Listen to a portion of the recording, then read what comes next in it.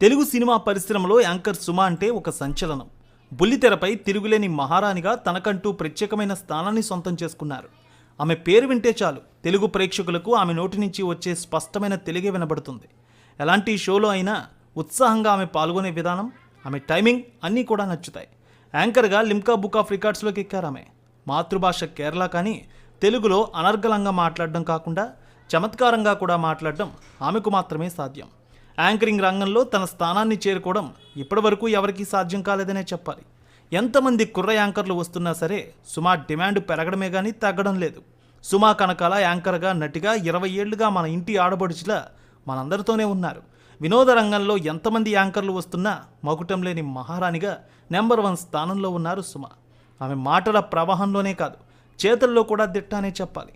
Anchor అంటే సుమ అనేంతగా టాలీవుడ్లో చెరగని ముద్ర వేసింది. మరి ఆమె రియల్ స్టోరీ చూద్దాం.